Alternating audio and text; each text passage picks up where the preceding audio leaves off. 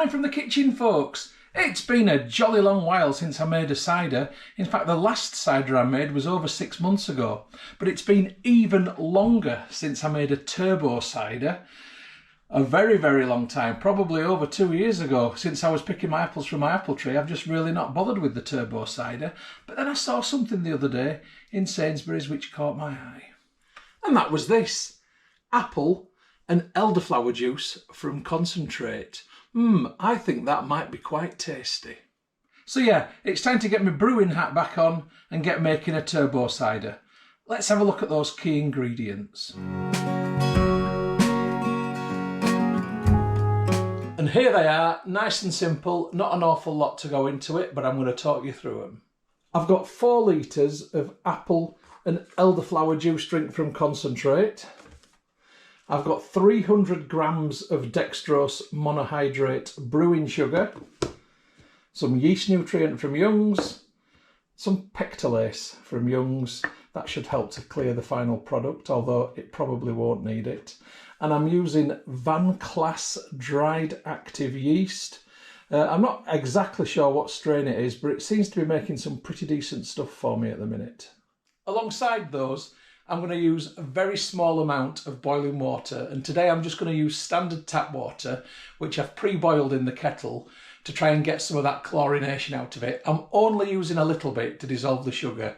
That's why I'm not using spring water, because I don't want to open a big bottle just for a little bit. My brewing vessel of choice today is the classic 1 gallon 4.54 litre demijohn, the Warhorse. So I'm just reboiling my water in the kettle. I'm going to pour some boiled water into this saucepan, not too much, about half a litre, and I've got my brewing sugar here, my dextrose monohydrate. It dissolves really easily, so I'm just going to pour all of this in. It goes like a sorbet, and then I'm just going to stir that around. And I'm wanting the sugar to dissolve. I'm trying not to get this water too hot because I'd like to just be able to pour this in the demijohn, and in fact I'll be able to do that, that's fine. Right, I'm going to leave that to dissolve and get on with the rest of the recipe. So it's just a case now of chucking everything into the demijohn. Oh, if I can get into these. Right, so away we go. And yes, I know someone's going to write in the comments, if you stab the bottom of the carton it comes out quicker. I know. I just like a good squeeze. So I'm going to get the first 3 in to begin with. Ooh. Now, in case you don't know about turbo ciders, they're called turbo ciders because they're quick to make. There's no faff with pressing or mushing or steaming apples. It literally is using apple juice from concentrate. Number 3 in. If you want to read a bit more about turbo ciders, there's a brilliant group on Facebook called Turbo Ciders for All. I recommend it. There's lots of cool people in there that'll give you good advice. I'm now going to pour my sugar water in. And the reason I've added the brewing sugar is simply to up the original gravity, so I'll get a higher alcohol by volume at the end of it. I'm trying to go north of 5%, probably nearer 6% or between 6 and 7, but this alone is only going to probably take me to 5, if that. So yeah, the bit of brewing sugar, it gives it that bit more oomph. Now there is one key ingredient which I've forgotten about, so I'm going to get most of this in. I'm just going to keep a bit in here because there's one key stage which I've just very sillily forgotten. Back over here.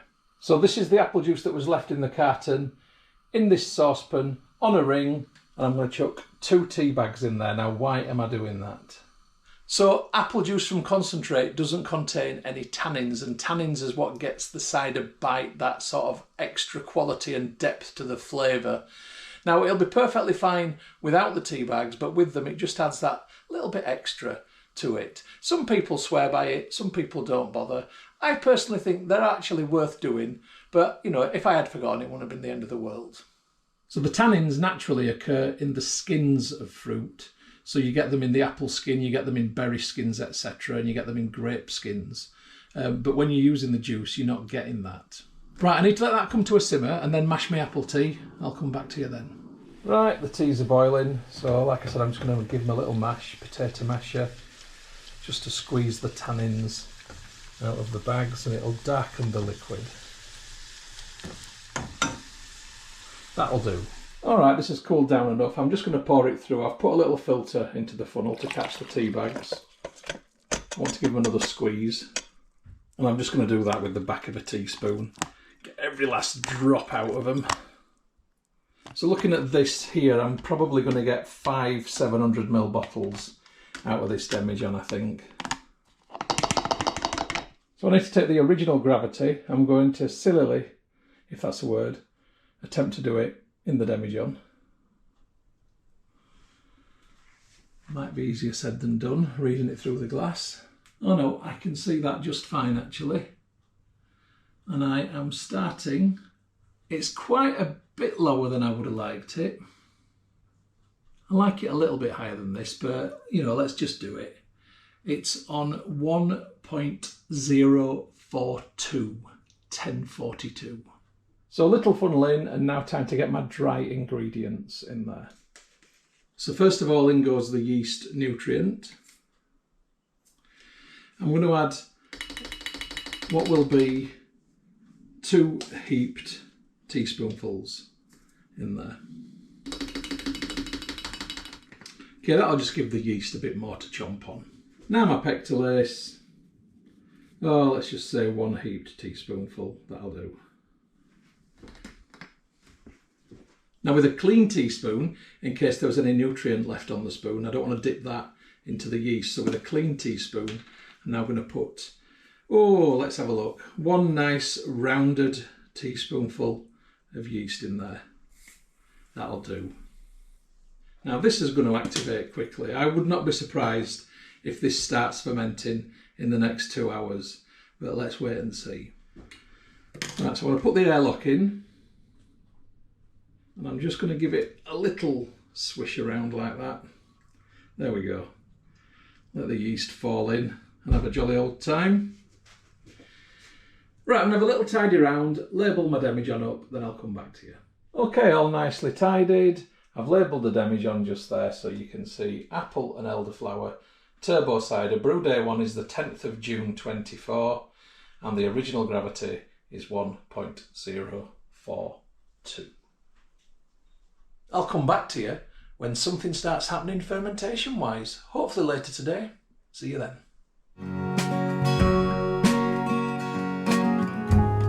Well, it's 5 hours later and I'm brewing a coffee to celebrate fermentation beginning. So it's not fast, it's not furious yet, but it's definitely happening. There's bubbles in the airlock. And there is a definite formation of a krausen. Not full yet, but that is going to fill right up. It might even end up coming out, but we'll see.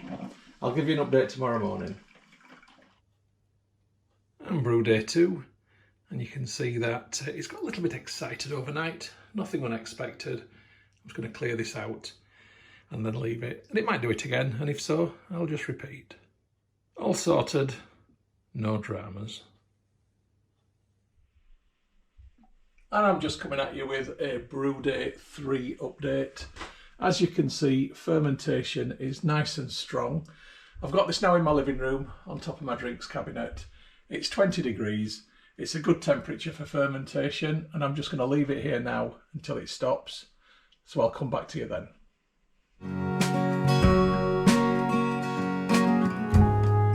Afternoon from the kitchen, folks. It's day 15 for my apple and elderflower turbo cider, and it's ready for bottling. That's why it's called a turbo cider. Look at that.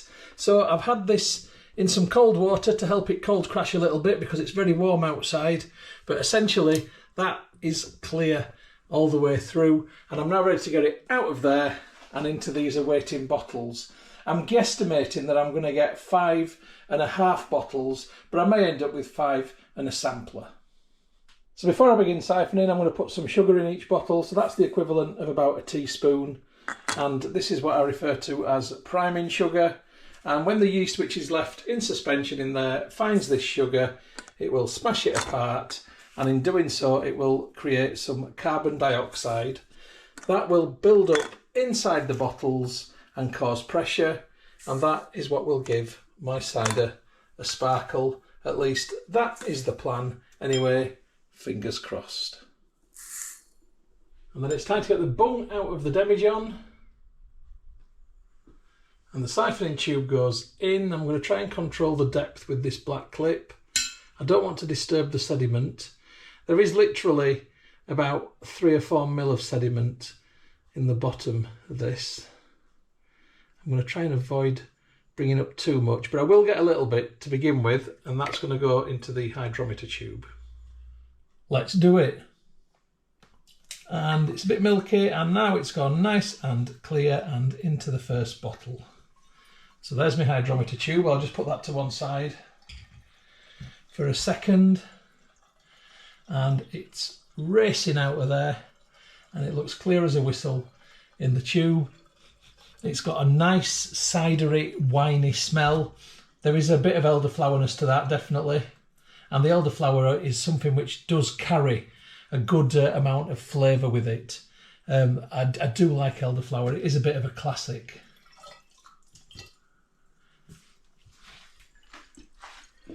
So this has been my fastest brew for quite a while. And I'm happy about that. Good old turbo ciders. It's not going to be such a good year for apples this year on my apple tree. I've already noticed the very wet start to the year means that there are fewer apples than we've had in previous years. How's everybody else's apples doing? My plum tree's looking a bit rubbish this year too. Rhubarb's done well though. And into the next bottle.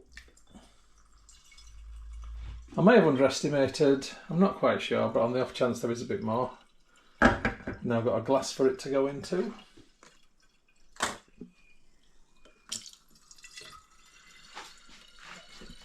I think I've got this spot on actually. Let's keep watching. Oh, and into the glass. There we go, just as bubbles come in the siphoning tube, and that process is now over. So it's now time to bung my bottles. I've had my bungs in very hot water to give them a final sanitize and also to just make them a bit more malleable. They're made of plastic and sometimes they can be a bit stiff to push in. And that one's gone in nicely, so that's one bottle bunged. Now I need to add a cage. So the cage is made of metal. It goes over the top of the bung, pull it down tightly and then twist and twist and twist. And if it hurts your fingers, just get a little fork. Works just nicely. Don't go buying one of those tools to do this. A fork does it just as well. Right, there you go. So that is one bottle bunged and caged. I've got 5 more to do. When I've done that, I'll come back to you. Right, that's all the bottles bunged and caged. I'm just going to give them a little rinse to get the sticky residue from the outside of the bottles. Right, and let these dry off. Let's have a look at the final gravity for this brew. So here's my hydrometer tube, and in goes the hydrometer. Nice and low, just what we want. And I've finished on an original gravity of 0.996. So let's work out the alcohol by volume. So I started with an original gravity of 1.042. I deduct from that the final gravity of 0.996, which equals 0.046. I then multiply this figure by 131.25, and that gives me a final alcohol by volume of, drumroll please, 6%. I'm happy enough with that. So a 6% cider is a pretty fairly standard cider ABV. It's not going to be rocket fuel. It might end up with a little bit of a medium profile not being so strong. Anyway, I need to tidy the kitchen up, have a bit of a wipe around. When I've done that, I'll come back to you and get the labels made for these bottles. Okay, I've designed this simple label using a program called Printmaster, which is connected to this Fomamo Bluetooth printer, and I'm just going to print my labels off from this.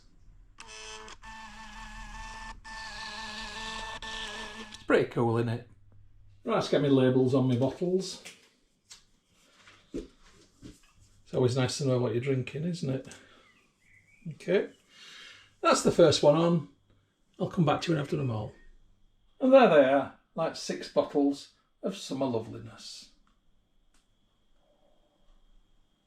Right, before I go any further, I just thought I'd have a little nifter with the bit that I've got left in here.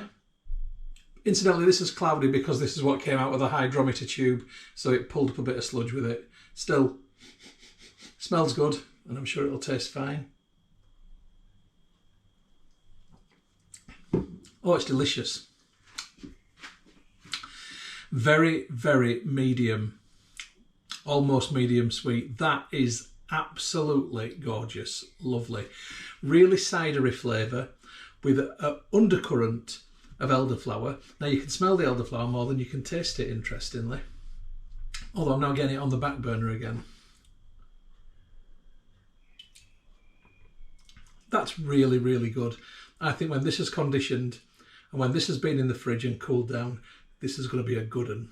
So speaking of conditioning, let's go and have a look at my bottles. So my bottles are up here on top of my drinks cabinet next to a few others which are conditioning. These are going to stay up here. It's warm up here. It's high up in the room, and the room is south facing through this conservatory. Incidentally, the light doesn't flash like that. It's the refresh rate on the camera. Anyway, because it's south facing on the conservatory, that acts like a greenhouse when the sun shines on it. It warms this entire room up, and even though it's cloudy outside, it's currently 25.1 degrees, and it is now 6:30 in the evening. The conditioning process is the process whereby the yeast that's left in there smashes the sugar apart, builds up some CO2, gives it a sparkle, but it also allows the flavours to develop. So I'm going to open my first one of these in about a month's time. So it's currently towards the end of June, so it's going to be towards the end of July. You're probably watching this nearer autumn. Anyway, hope you've enjoyed the film so far, and I'll see you later.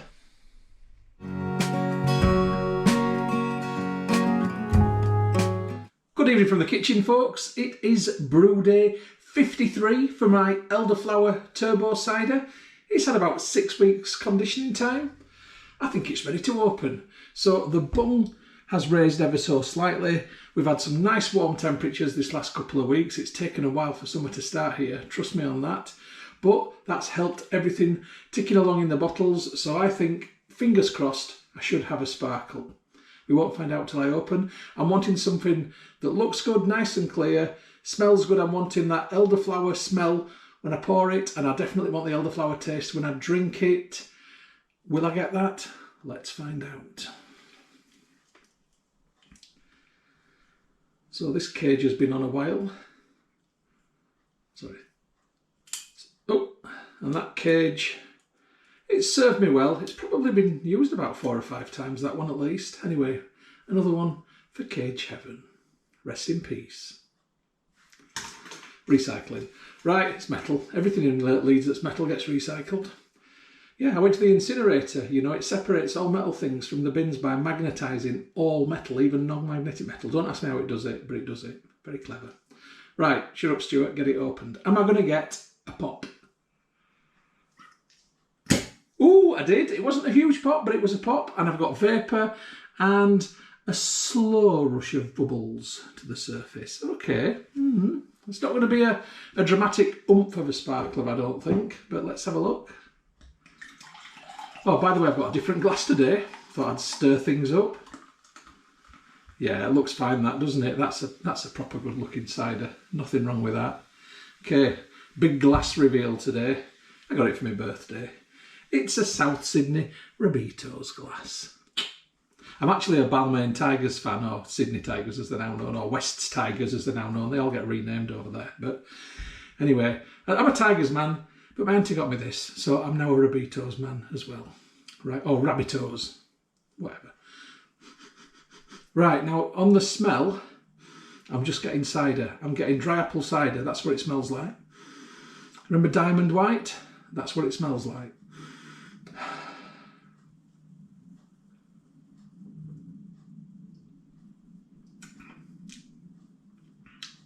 Wow, that's nice. It tastes more like a perry. I'm not getting any elderflower flavour. I'm getting a medium cider. It's a 6% medium cider that's easily drinkable, but it tastes more like a perry. It's got that perry quality to it that gives it that little bit of sweetness and that little bit of different flavour to apple cider. Strange, but very nice. Yes, unfortunately the elderflower flavour has disappeared altogether, but what I've been left with is a very refreshing summer drink.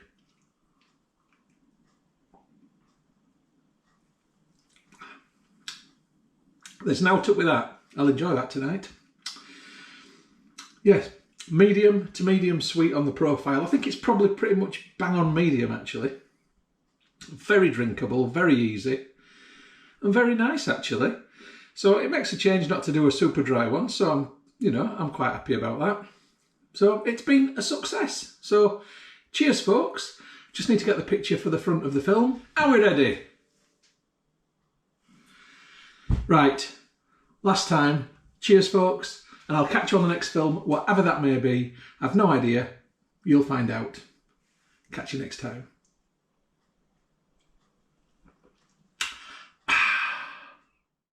The film that you've just watched is a Moss Home and Garden production. You can find more by going to www.mosshomeandgarden.co.uk. I'd just like to say thank you very much for supporting my YouTube channel and for watching my films. It really is very much appreciated. If you haven't already done so, please subscribe to my YouTube channel in order to receive future updates about the home and garden films which I upload. You can find my YouTube channel by going to www.mosshomeandgarden.co.uk. Please click on the red subscribe button. When you've done that, a little bell will appear. If you press that also, then you'll get future updates about the films which I upload. If you like my films, if you like my style of filming, then you might also like my travel channel, which you will find by going to youtube.com/Stuart Moss or type in www.mosstravel.tv. Again, if you could subscribe to that channel, it would be hugely appreciated. If you'd like to get Moss Home and Garden updates on Facebook, then please open Facebook and do a search for Moss Home and Garden, and you will find the page. If you like the page, then you will get future updates on there. And if you'd like to connect on Instagram for home, garden and travel photography, as well as some stories, then my username is StuMoss, STUMOSS. If you'd like to connect on Twitter, then my username is @StuartMoss. And if you'd like to contact me about film usage or any other issue, please just email me on stewmosshomegarden@gmail.com. Once again, thank you very much for supporting my channel, for watching my films. I do appreciate it. I'd just like you all to have a great day.